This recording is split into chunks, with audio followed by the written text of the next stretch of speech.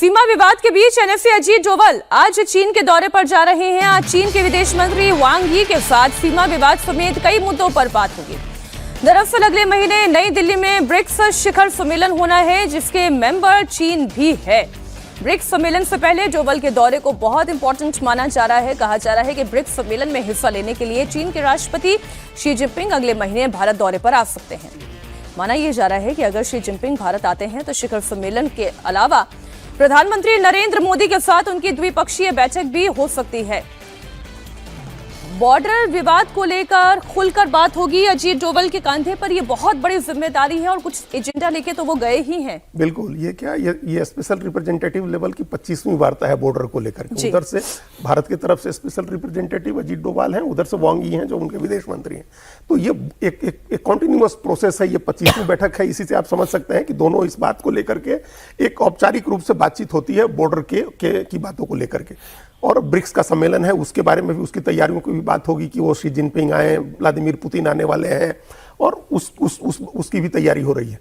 China की इसके अभी हम जो पहले कह रहे थे कि जब भी कोई बड़ा होता है जो राजनीतिक डिप्लोमेटिक घटनाक्रम होना होता है तो कुछ ना कुछ चीन की तरफ से ऐसी घटनाएं होने लगती हैं जिससे तनाव बढ़ जाए, विवाद बढ़ जाए। एग्रेशन करता ही करता जहाँ जैसे अभी अरुणाचल प्रदेश और जिससे कि अगर कोई नेगोशिएशन हो तो उनका पलड़ा भारी रहे, उसको करते रहे। तो वो हमेशा करते हैं और एक पॉलिसी को समझने की जरूरत है। बाकी लोग तो समझ ही रहे हैं बेटर, हम लोग तो उसकी तरफ ध्यान दिला सकते हैं कि चाइना की एक पॉलिसी है जो हम लोग सलामी स्लाइसिंग की पॉलिसी होती है ना, उस तरह से सलामी स्लाइसिंग की पॉलिसी है उसकी। छोटा छोटा, 1 village 1 militarized village 1 time, 1 post 1 time, 1 infrastructure 1 time. वो इस तरह से करता है। वो कोई एग्रेशन वो कुछ इस तरह का नहीं करेगा।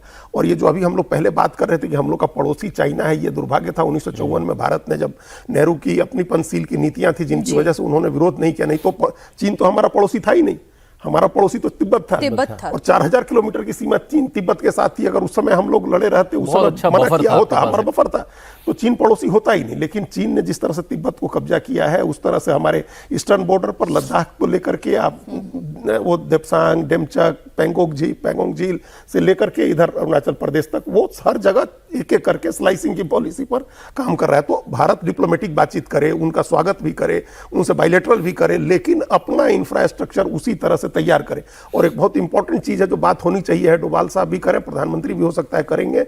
ब्रह्मपुत्र पर जो सुपर डैम बना रहा है चाइना, वो इतना खराब है, इतना सिस्मिक एक्टिव जोन है वो, जहां इतना बड़ा अगर वो रिजर्वायर बनाता है तो बड़े भूकंप की आशंका होगी। तिब्बत का भूकंप याद करिए जिसमें हजारों 80-90 हजार लोग मरे थे। उस तरह का भूकंप की संभावना हो सकती है।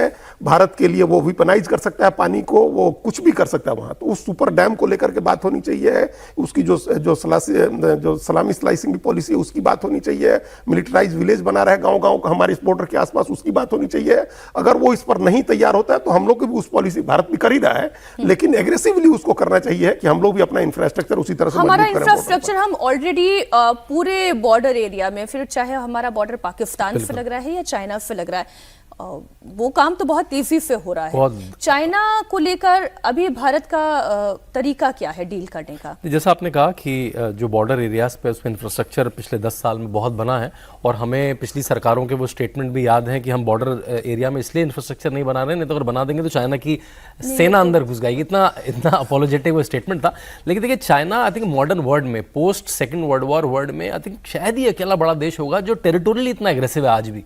चाहे वो तिब्बत हो, हांगकांग के साथ उसके रिश्ते हों, ताइवान के साथ उसके रिश्ते हों, अरुणाचल में वो जो आज भी पेपर पर वीजा देने की कोशिश करता है, तो वो एक अकेली बड़ी कंट्री है जो टेरिटोरियली, बाकी लोग अग्रेशन दिखाते हैं, वो कॉर्पोरेट अग्रेशन दिखाते हैं या वॉर का, फार्मेसी का, लेकिन टेरिटोरियल विस्तारवादी नीति है। आज भी विस्तारवादी नीति है, जबकि मॉडर्न वर्ल्ड में विस्तारवाद खत्म हो चुका है। वो आप वर्ल्ड वॉर के समय के पहले हुआ करते थे विस्तार या कंट्री अग्रेशन करा करती थी।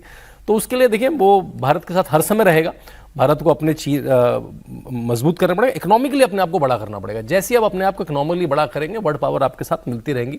तो हम लोग इस बात को बार बार भूल जाते हैं, केवल अग्रेशन से नहीं होगा, आपको इकोनॉमिकली जैसे आप मजबूत होंगे, आप अलग जगह टेबल पर बैठे होंगे। ये टेरिटोरियल एग्रेशन आजकल डिप्लोमेसी हो गई है। आजकल देखिए ये पहले बंद हो गया था, रशिया लेकिन रूस को यूक्रेन वाली, देखिए, अमेरिका को देखिए, अमेरिका कितनी चाइना, टेरिटरी ताइवान पर अपना हो ही दावा रहा कर रहा है, चाइना कर ही रहा है। आप देखिए इजराइल कैसे कर रहा वेनेजुएला है, में अमेरिका ने करने की कोशिश वेनेजुएला, की। क्यूबा, ग्रीनलैंड, कहाँ नहीं वो एग्रेशन अपना दिखा रहा है, टेरिटोरियल एग्रेशन करने का। आप रूस को देखिए, आप इजराइल को देखिए कि ग्रेटर इजराइल के लिए कितना एग्रेसिव वो काम कर रहा है। अभी उसने जॉर्डन के इलाके हो, सीरिया का इलाका हो, लेबनान का इलाका हो, कितने इलाके उसने धीरे धीरे करके कब्जा किया। तो ये चल रहा है। और एक बात चाइना के मामले में हमेशा ध्यान रखना चाहिए कि उसका एग्रेशन हमारे लिए सबसे ज्यादा है, भारत के लिए।